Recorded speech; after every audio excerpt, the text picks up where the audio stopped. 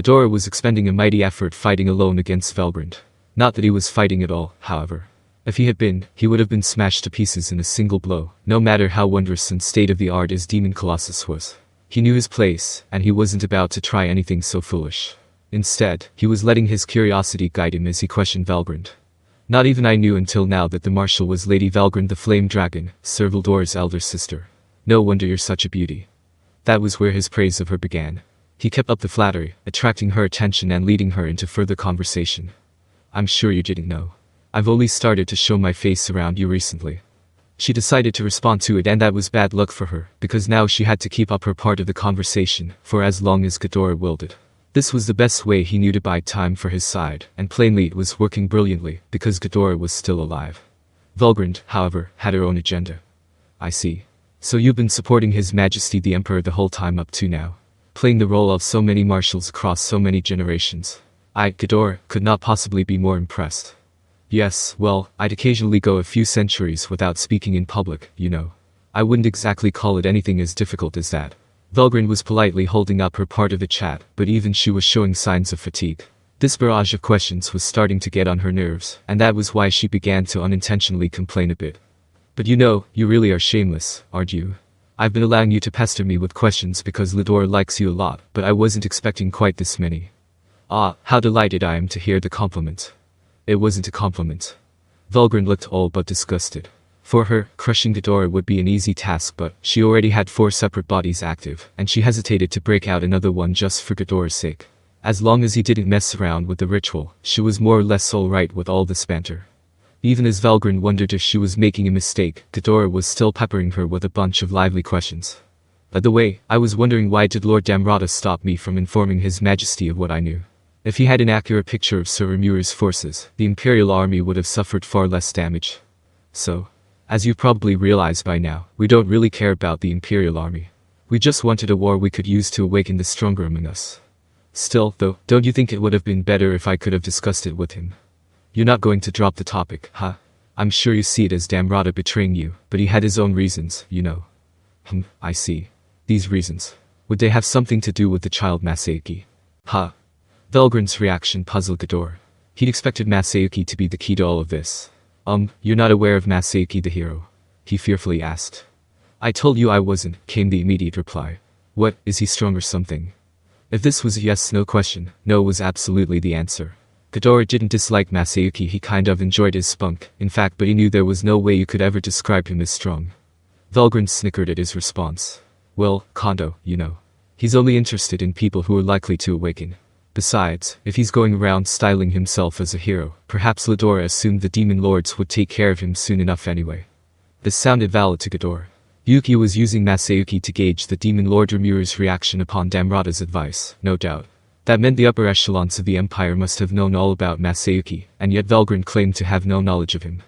Yes, it was certainly plausible that they ignored him because of his obvious wimpiness. Kondo, at least, would immediately judge Masayuki as worthless to him. He was always eager to nip any uncertainty in the bud before it posed a problem, and if Masayuki was really a dead ringer for Emperor Ludora, it wouldn't be surprising that he'd try to get rid of him. That much is understandable, but what about Damrata's moves, then? But Sir Damrata had assigned 2 single digits to protect young Masayuki, you know.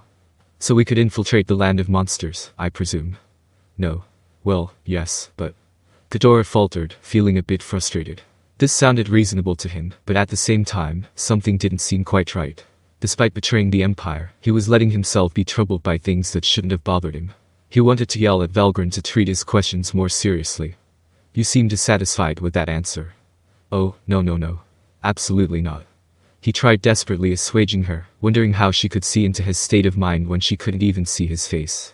Then he realized exactly why something seemed off with what Velgrynd was saying. Sir Damrata truly is a traitor, isn't he? The words just fell out of his mouth. Oh, don't be silly. You're the traitor here. She had a point. But Gadora was undaunted. Willing himself to be even more shameless than before, he spoke to Velgrynd some more. Well, let me ask you a question. This boy Masayuki looks exactly like His Majesty the Emperor. What do you think about that?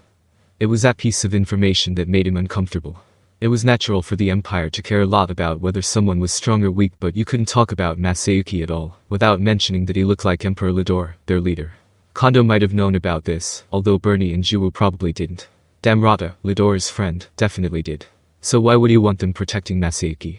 That was what made Gadora wonder. Pardon me. That is to say, the way Emperor Ludora and Masayuki look exactly alike.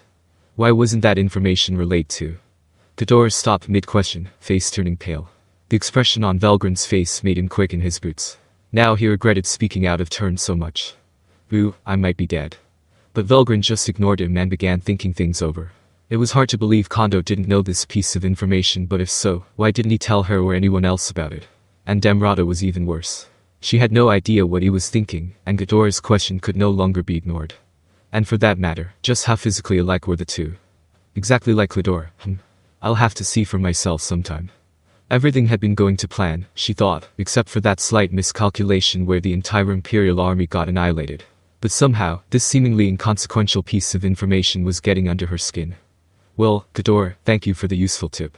I'll be willing to let you off the hook in exchange, but what do you think? Are you still going to challenge me with that toy? Velgrynd had no intention of killing Gadora that day. Despite it all, he was one of the few friends of Ludora who he really trusted. And while he had undeniably betrayed the Empire, she didn't feel he had ever betrayed Ludora. To Velgrynd, the Empire itself didn't mean very much, and thus Gadora's betrayal was perfectly acceptable. This, Gadora understood, was where she differed from a lot of people, and even he had trouble wrapping his mind around it. So he decided that he had no choice but to accept Velgrynd's proposal. He was buying time with this banter because he knew he couldn't win anyway. If an actual battle ever broke out, that'd be the end of the operation right there. Gadora, in essence, wouldn't last even 1 second against her. Wahahahaha. Oh, no need to joke with me. I know perfectly well that I am no match for you. He hid his qualms in laughter, deciding that a defiant tone was important here. The answer might have been disguised as a denial, but it was neither yes nor no. That was left to his conversation partner to decipher, and no one from Rimura's camp could accuse him of desertion afterward, either. It was a perfect move, Gadora's wit at its sharpest. Velgrynd could see through all of that slyness, but she still thought it was pretty entertaining of him. With a sigh, she muttered, "That's so like you, Gadora," and opted to let him go. Besides, luckily for Gadora, the situation had changed. The alternate Velgrynd, who was fighting Ludora, had gone into all-out warfare, so her attention was needed elsewhere. Oh, no. Well, if you ever feel like it, let me know. I'll be happy to take it on. But before that, do your best to survive this war, alright? Huh. I have some business to attend to, so I'm going to leave this area to another pawn of mine. I don't think the military ever liked you very much, but best of luck becoming a saint while you're here, okay? What do you mean? Ignoring Gadora's attempt at a question, Velgrynd floated into the air. Having to interrupt her magic flow here would cause serious delays to the ritual, but that much was unavoidable. Gadora, helplessly left behind, was stunned as he looked up at her. This change of tides bewildered him. He had no idea what to do next. In any battlefield, you couldn't afford to relax for a single moment, and, as if to prove the point, the meaning of Velgrynd's words became clear before Gadora had an answer. Dimensional connection. The scene was so far removed from reality, it boggled Gadora's mind.